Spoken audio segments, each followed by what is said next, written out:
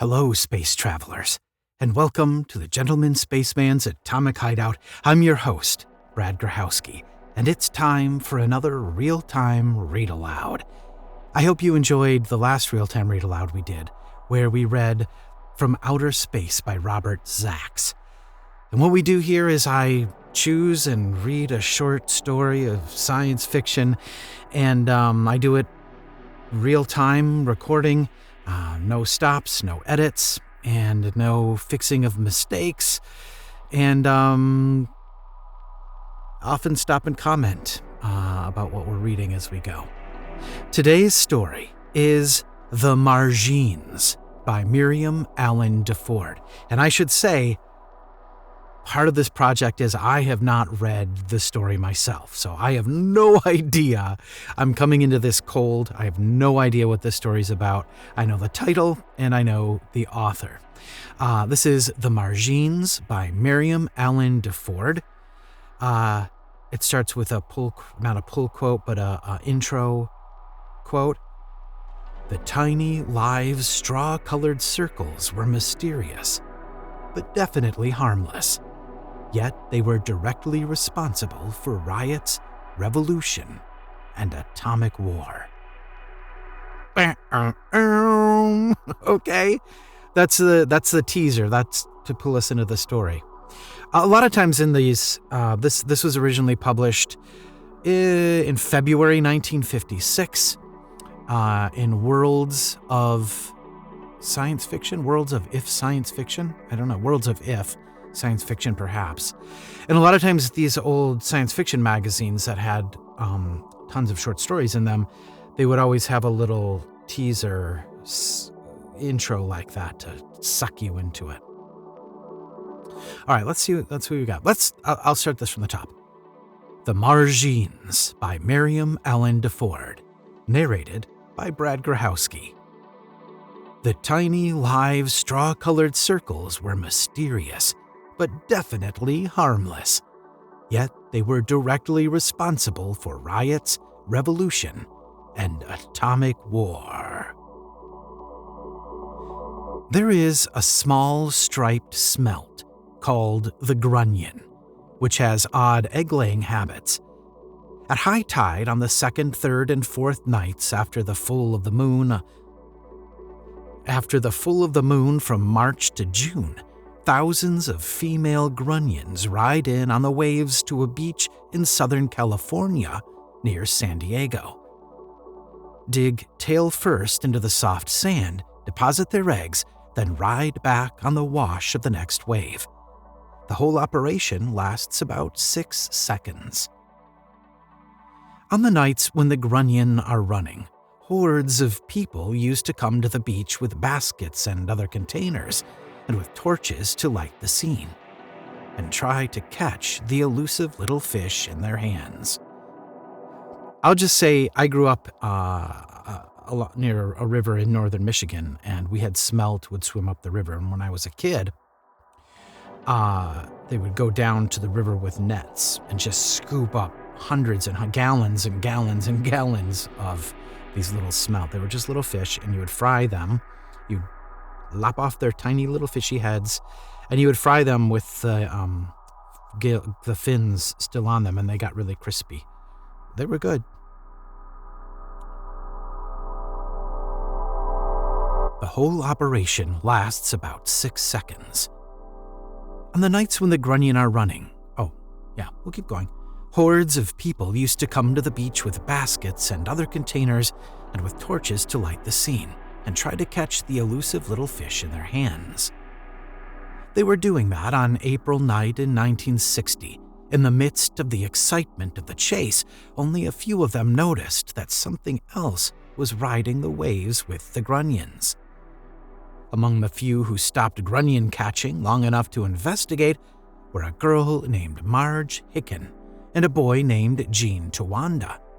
They were UCLA students, going together, who had come down on Saturday from Los Angeles for the fun.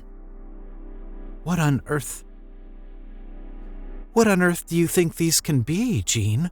Marge asked, holding out on her palms 3 or 4 of the little circular wriggling objects. looking like small-sized donuts, pale straw in color. "Never saw anything like 'em," Gene admitted. "But then my major's philosophy, not zoology. They don't seem to bite anyway. Here, let's collect some of them instead of the fish. That dingus of yours will hold water." What's a dingus? Dingus. We can take them to the marine biology lab tomorrow and find out what they are. Let me know in the comments what a dingus is. It's familiar. I know it's a thing. And once I know, I'll be like, oh yeah. But let me know in the comments. What the heck is a dingus? Marge Hicken and Gene Towanda had started a worldwide economic revolution. None of the scientists at the university laboratory knew what the little live straw-colored circles were either. In fact, after a preliminary study, they wouldn't say positively whether the creatures were animal or vegetable. They displayed voluntary movement, but they seemed to have no respiratory or digestive organs. They were completely anomalous. The Grunion ran again that night, and Gene and Marge stayed down to help the laboratory assistants gather several hundred of the strange new objects for further study. They were so numerous that they were swamping the fish. And the crowds at the beach began to grumble that their spot was being spoiled. Next night, the Grunions stopped running, but the little donuts didn't. They never stopped. They came in by hundreds of thousands every night, and those which nobody gathered wriggled their way over the land until some of them even turned up on the highways, where a lot of them were smashed by automobiles. On the streets and sidewalks of La Jolla and as far north as Oceanside and as far south as downtown San Diego itself. The things were becoming a pest. There were indignant letters to the papers, and editorials were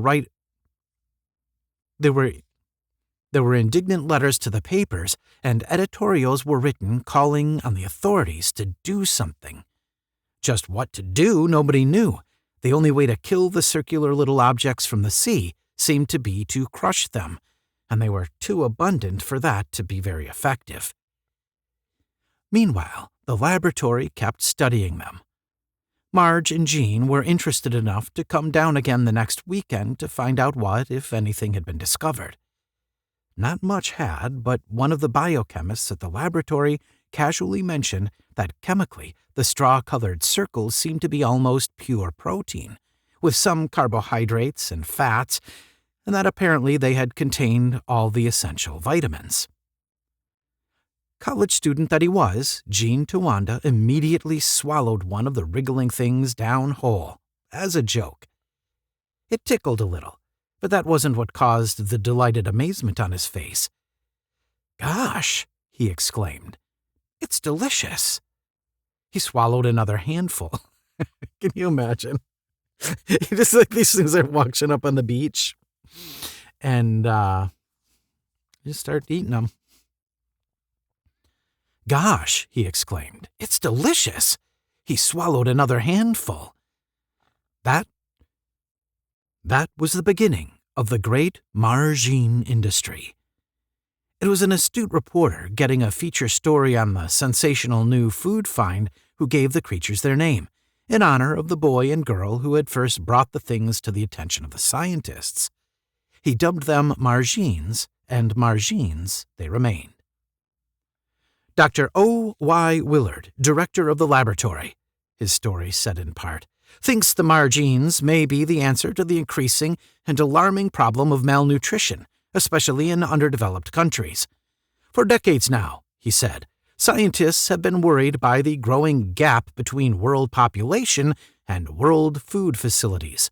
Overfarming, climatic changes caused by erosion and deforestation, the encroachment of building areas on agricultural land, and above all the unrestricted growth of population, greatest in the very places where food is becoming scarcest and most expensive, have produced a situation where, if no remedy is found, starvation or semi-starvation may be the fate of half the Earth's people. The ultimate result would be the slow degeneration and death of the entire human race. So, those are all the pieces and parts of global warming. They just didn't call it that then. Of global climate change. Many remedies have been suggested, Dr. Willard commented further. They range from compulsory birth control to the production of synthetic food, hydroponics, and the harvesting of plankton from the oceans. Each of these presents almost insuperable difficulties. The one ideal solution would be the discovery of some universal food that would be nourishing, very cheap, plentiful, tasty, and that would not violate the taboos of any people anywhere in the world. In the Margenes, we may have discovered that food, but you don't know what they are. You don't know where they came from. If you were a vegetarian, we don't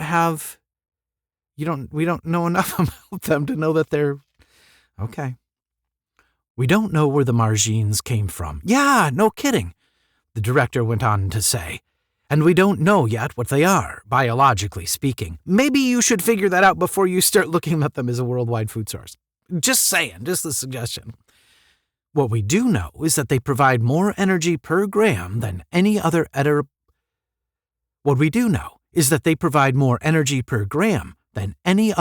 product known to man.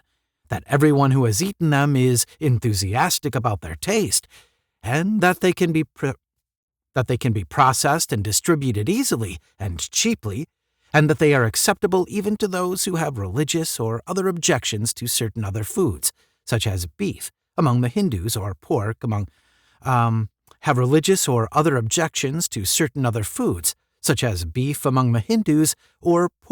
the Jews and Mohammedans.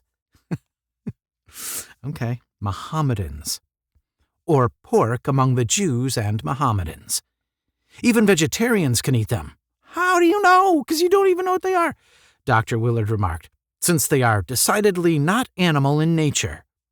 Okay, I guess they decided that they're decidedly not animal. All right.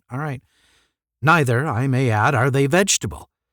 So what are they could be more than animal, like they could be intelligent, right? Neither, I may add, are they vegetable. They are a hitherto utterly unknown synthesis of chemical elements in living form. Their origin remains undiscovered. So don't eat them. Naturally, there was no thought of feeding people on raw Margenes. Only a few isolated places in either hemisphere would have found live food agreeable. Experiment showed that the most satisfactory way to prepare them was to boil them alive, like crabs or lobsters. They could then be ground and pressed into cakes, cut into convenient portions.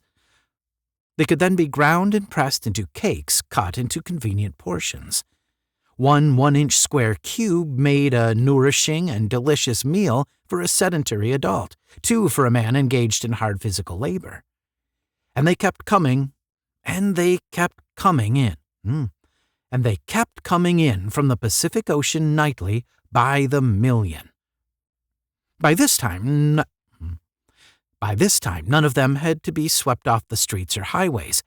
The beach, where for nearly a century throngs had gathered for the sport of catching grunion, was off bounds now. It was the property of California Margene Incorporated, a private corporation heavily subsidized by the federal government as an infant industry. Figures. Just think if they had let the people harvest them instead of a corporation coming in. The grunions themselves had to find another place to lay their eggs or die off. Nobody cared which, right? The sand they had used for countless millennia as an incubator was hemmed in by factory buildings and trampled by Margene gatherers. The whole beautiful shore for miles around was devastated. The university had to move its marine biological laboratory elsewhere. La Jolla, once a delightful suburb and tourist attraction, is it now? I don't know anything about, I know very little about California. I know nothing about La Jolla. Is it still delightful? Is it still a suburb? La Jolla, once a delightful suburb and tourist attraction, had become a dirty, noisy, honky-tonk town where processing and cannery workers lived and spent their off hours. The unique Torrey pines had been chopped down because they interfered with the erection of a freight airport. This all rings super true, right? The minute they find something of value, just any care about, it just all goes out the window.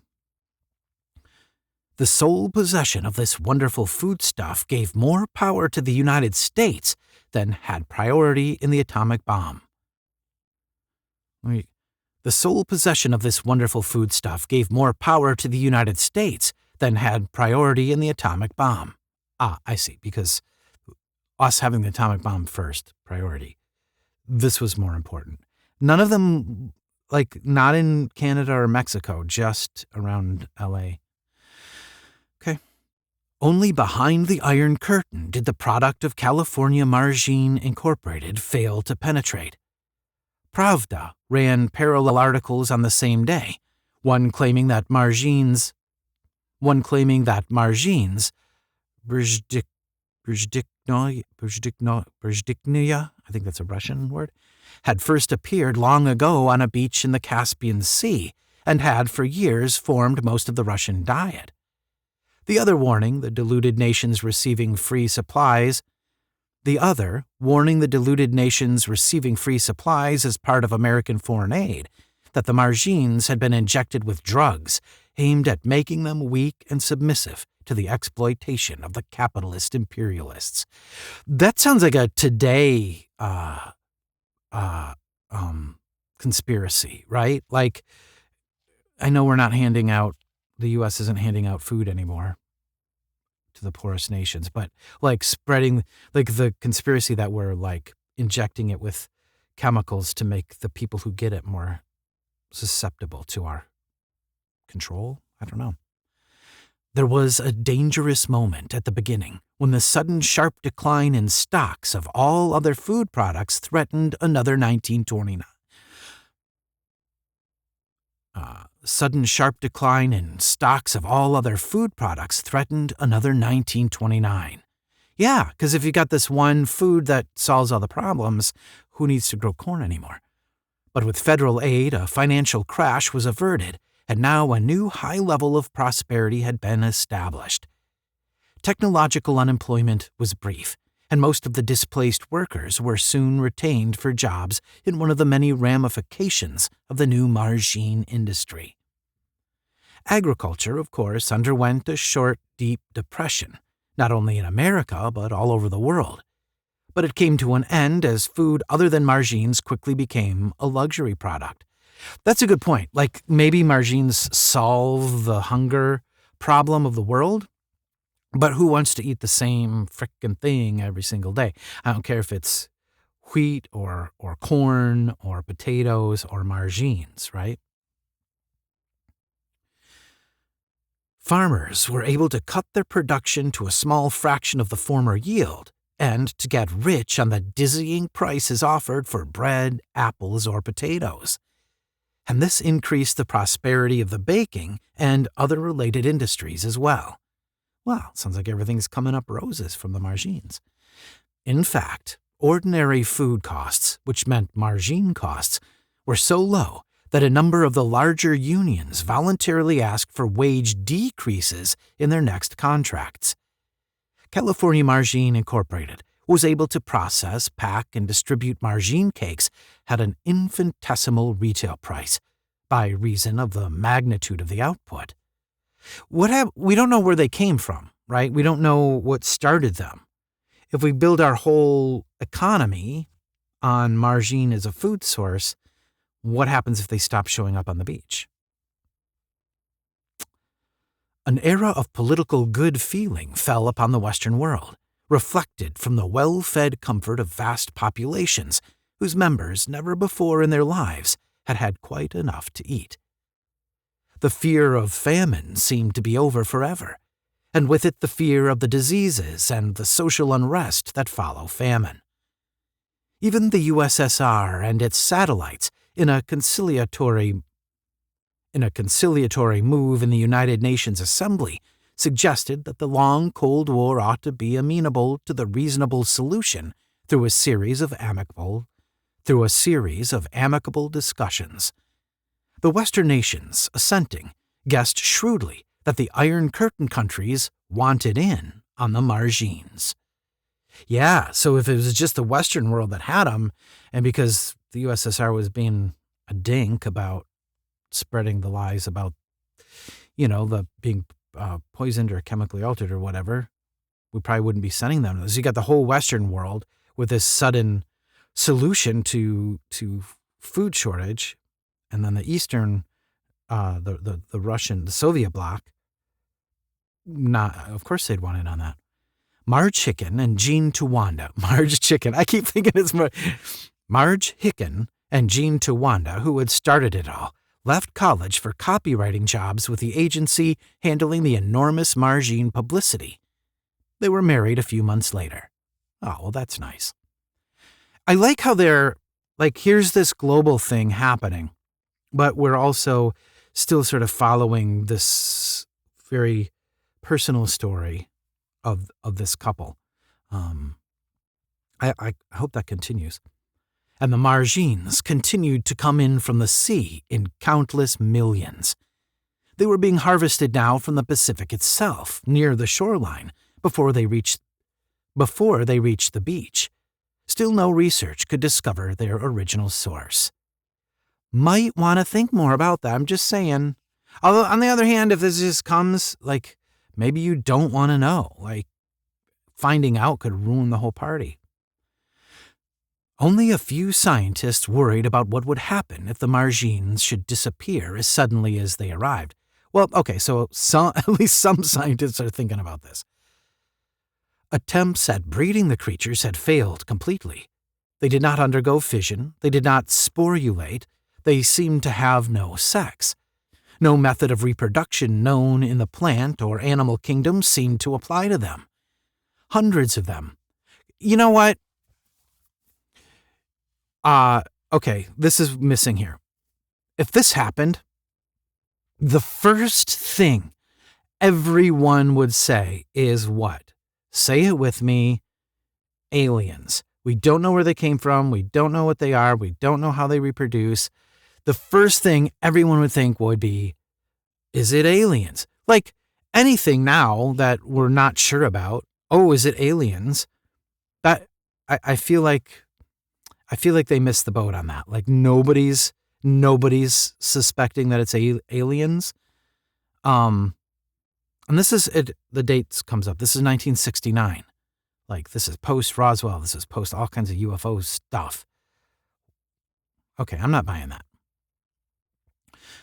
Attempts at breeding the creatures. Nope. There we go.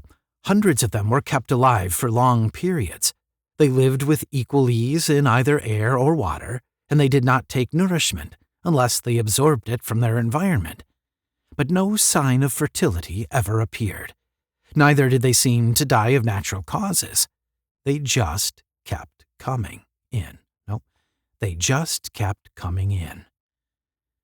On the night of May 7, 1969, not a single Margene was visible in the ocean or on the beach. Could not have called that. Didn't see that coming. They never came again. What happened as a result is known to every student of history.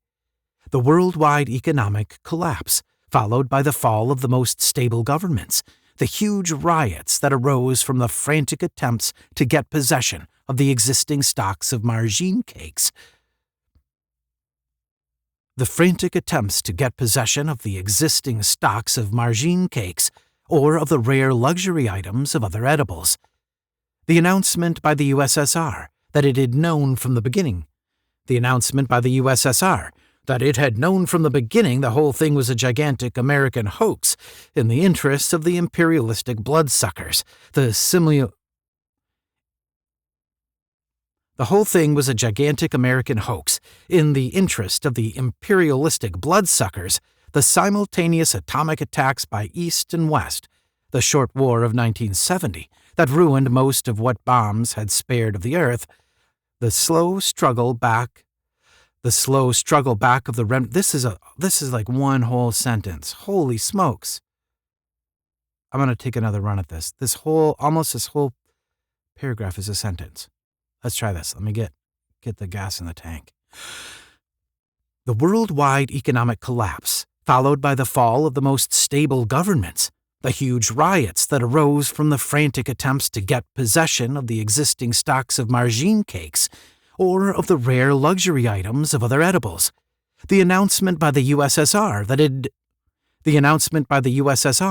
it had known from the beginning the whole thing was a gigantic American hoax in the interest of the imperialistic bloodsuckers, the simultaneous atomic attacks by East and West, the short war of 1970 that ruined most of what bombs had spared of the Earth, the slow struggle back of the remnant of civilization, which is all of existence you and I have ever known.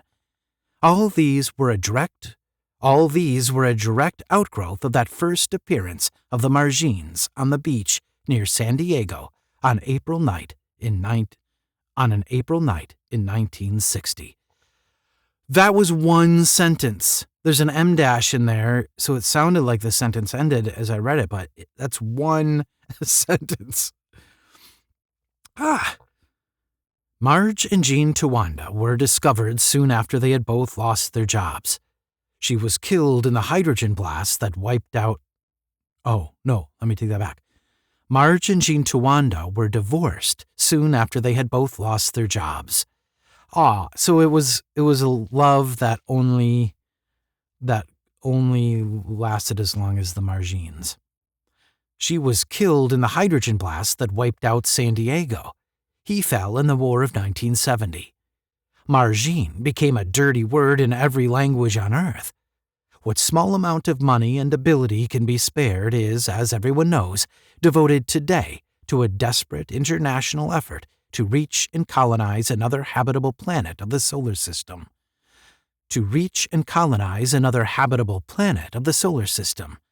If such there be. As for the Margenes themselves, out of the untold millions that had come, only a few thousand were lucky enough to survive and find their way back to their overcrowded starting point. In their strange way of communication, as incomprehensible to us as would be their means of nourishment and reproduction, or their constitution itself. Let me try that again. In their strange way of communication, as incomprehensible to us as would be their means of nourishment and reproduction, or their constitution itself, they made known to their kin what had happened to them. There is no possibility, in spite of the terrific overpopulation of their original home and of the others to which they are constantly migrating, that they will ever come here again. 'Cause we ate them. Okay, so they're overcrowding their own world, so they're like doing this on other planets, and like they've reported back, don't come here, they'll eat us, and so now they're never going to come again. There has been much speculation, particularly among writers of science fiction, meta, on what would happen if aliens from other planets should invade Earth. Yeah, now you're thinking about aliens. Maybe before you ate them, you should have been thinking about aliens. Though, I mean, if there were that many of them and we weren't eating them, they would have taken over the planet pretty fast, right? They would have overpopulated our planet. Would they arrive as benefactors or as conquerors? Would we welcome them, or would we overcome and capture them and put them in zoos and museums? Or would we grind them up and eat them as cakes? Would we meet them in friendship or with hostility? The Margenes gave us the answer. Beings from outer space came to Earth in 1960. and we ate them. I love it. I love it. Okay. All right. Let's talk about it a little bit. I really like the sort of undertones and the rough, like it felt very true about what we would do if this resource suddenly became available, this like infinite food resource, how that would impact us globally. It felt very contemporary, right? And their concern for global climate change, which clearly, I mean, Earth Day didn't that start in the 70s? So that was really interesting. I didn't buy the fact that no one mentioned aliens. No one was like, oh, these might be aliens. Maybe we shouldn't eat them. And I like how no FAA regulations, no Food and Drug Administration, no oversight whatsoever. Homeboy just pops one in his mouth. They're good. So I guess now the world's going to eat these. Well, that was fun. I enjoyed it. I hope you did too. I hope my reading of it worked for you. Sorry, we're doing stops and starts, but that's what a real-time read aloud is all about. I don't know. Maybe at some point I will edit the real-time read alouds down into just the story without all of the mistakes in the comments and stuff. Let me know if that's something that would sound interesting to you. But that's it. That was The Margenes by Miriam Allen De Ford. I don't know if Miriam, I should have looked this up, if Miriam is a male, a man or a woman. It'd be very interesting if it were a woman. There weren't many female sci-fi writers back in the 50s and the 60s. In fact, the female writers that there were tended to use male pseudonyms so they could get published. Yeah. There we go. That was fun. I enjoyed it. I hope you did too. The Margenes by Miriam Allen De Ford, originally published in April 29, 2019. My name is Brad Grahowski. This is Gentleman Spaceman's Atomic Hideout. Thank you for joining us, and journey well among the stars.